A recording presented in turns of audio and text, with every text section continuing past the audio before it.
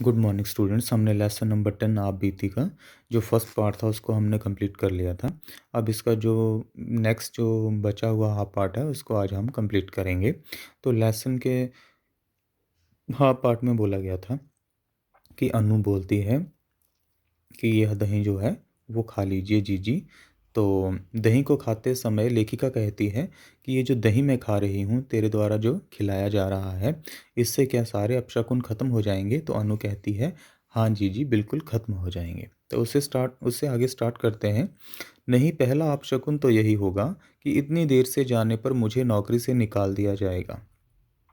लेखिका बोल रही है आप भी कैसी बातें करती हैं जीजी, अच्छी बात तो कह नहीं सकती। यह अनु बोल रही है। किसको? लेखिका को बोल रही है। अच्छा अब जाने दे, नहीं तो शुभ अशुभ सब यही हो जाएगा। तो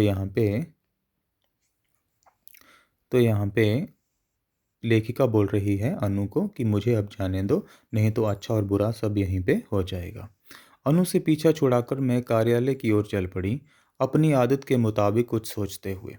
बोलती है कि अनु से मैंने पीछा छुड़ा लिया और मैं कार्यालय की ओर चल पड़ी और अपनी आदत के मुताबिक मैं कुछ सोचते हुए चल पड़ी। सपनों से मेरी गति में कोई अंतर नहीं आता, बल्कि और तेज़ हो जाती है।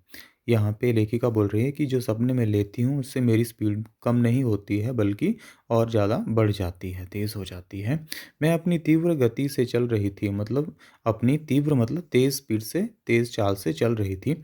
लोग ऐसे सामान्यतः तभी चलते हैं जब कुत्ता भौं भौं करके उनका पीछा कर रहा हो। बोलती है कि लोग सामान्यतः मतलब आमतौर पे तभी ऐसे चलते हैं जब क्या हो, कुत्ता जो है भौं भौं करके उनका पीछा कर रहा हो। अचानक मेरी आंखों के सामने तारे नाचने लगे, मेरे पैर जमीन के ऊपर उड़ने की तैयारी में थे। मेट्रो की सीढ़ियों के आगे लगे बोर्ड से मैं तीव्र गति से टकरा गई थी। बोलता है कि वह मेट्रो की जो सीढ़ियाँ थी वहाँ पे जो आगे लगा हुआ बोर्ड था वहाँ पे वो तेज़ गति से टकरा गई थी, इसलिए उसकी आंखों के सामने तारे नाचने लगे थे। अब बोलती है जिस तरह गाड़ी के किसी चीज़ से टकराने से बोनट की सूरत बिगड़ जाती है, क्या होता है कि जिस तरह से गाड़ी गाड़ी के किसी चीज़ से टकराने से, गाड़ी जब किसी चीज़ से टकरा जाती है तो उसका जो बोनट होता है मतलब आगे वाला जो हिस्सा होता है जिसमें इंजन होता है, तो उसकी सूरत उस मतलब वो बिगड़ जाती है, उसका आगे वाला पार्ट जो है ख़राब हो जाता है। उसी तरह से कुछ मेरा हाल था। आँखों के आगे सितारे, ज़मीन से 2 फुट ऊपर टाँगें, गुम होती याददाश्त, और उसकी जो याददाश्त थी वो भी कमज़ोर हो रही थी उस समय। तभी ऐसा एहसास हुआ कि इतनी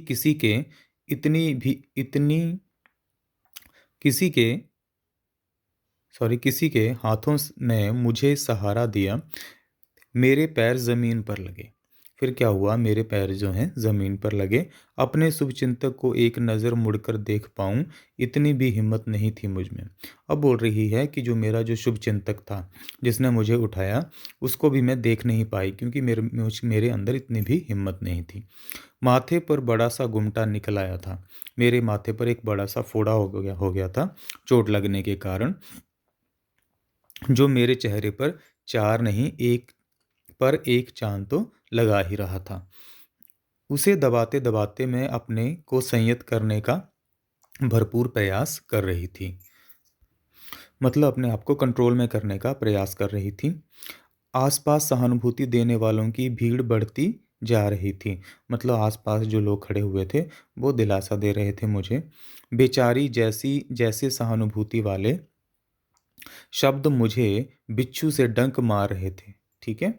उसे बेचारी बोल रहे थे और उस तरह के जो सहानुभूति वाले शब्द थे उसे बिच्छू की तरह डंक मार रहे थे। बड़ी मुश्किल से संयत मतलब कंट्रोल नियंत्रित हो मैंने मेट्रो स्टेशन के अंदर प्रवेश किया, परंतु कार्यालय जाने का मन ना किया। परंतु मेरा ऑफिस जाने का मन नहीं था। मैं मेट्रो के दूसरे दरवाजे से बाहर निकल आई और घर की ओर वापस चल पड़ी। बोलती है कि मैं मेट्रो का जो दूसरा दरवाज़ा था उससे मैं बाहर निकल आई और घर की ओर चल पड़ी। आगे बोलती है कि घर की दहलीज पर कदम रखते हुए मन डर रहा था कि अब तो प्रश्नों की इतनी बौछार होगी कि दिन बिना काम के ही बीत जाएगा। अब उसने जब घर में एंटर किया तो जब उसने दहलीज के ऊपर कदम रखा तो उसका मन जो था बहुत ज़्यादा डर रहा था कि घर वाले बहुत ज़्यादा प्रश्न पूछेंगे और दिन जो है बिना काम के ही बीत जाएगा। मुझे देखते ही अनु बोली, हाय दैया, या क्या हो गया? और एक अपशकुन। मैंने एक हाथ से उसके अपशकुन को धकेलते हुए घर में प्रवेश किया और अपने कमरे में बिस्तर पर जा पहुंची। अनु तुरंत फुरत माँ को बुला लाई और उसी समय जो अनु है घर की नौकरानी, वो माँ को बुला लाती है। माँ ने आते ही कहा, यह क्या कर डाला, ऐसे जैसे यह सब मैंने अपनी इच्छा से किया हो। आगे बोली, देखती कहीं है चलती कहीं है। अब माँ जो है उसको ताने मारने लग पड़ती है। कुछ समझ नहीं आया, हम यह हमदर्दी थी या ताना। अब लेखिका को कुछ समझ नहीं आ रहा था कि लोग जो हैं वो हमदर्दी दिखा रहे हैं घर के में सदस्य जो हैं, या ताना मार रहे हैं। अभी सोच ही रही थी कि क्या बोलूं, पिताजी दौड़े दौड़े चले आए। क्या हो गया बिटिया? बड़े ही चिंतित स्वर में उन्होंने पूछा। बहुत ही चिंतित होकर पिताजी जो हैं पूछते हैं लेखिका से। मैंने कहा, कुछ नहीं, मेट्रो की सीढ़ियों के पास जो बोर्ड लगा था उससे टकरा गई थी, बस थोड़ी सी चोट आई है। अभी सोच ही रही थी कि क्या बोलूं, पिताजी दौड़े दौड़े चले आए। क्या हो गया बिटिया? बड़े ही चिंतित स्वर में उन्होंने पूछा। मैंने कहा, कुछ नहीं, मेट्रो की सीढ़ियों के पास जो बोर्ड लगा था उससे टकरा गई थी, बस थोड़ी सी चोट आई है। छूटते ही बोले, वहाँ करने वहाँ करने क्या गई थी? मेरा आक्रोश अनायास ही बाहर उमड़ पड़ा। मतलब मेरा जो गुस्सा था वो बिना कारण के ही, अनायास मतलब बिना कारण के ही बाहर जो है निकल पड़ा।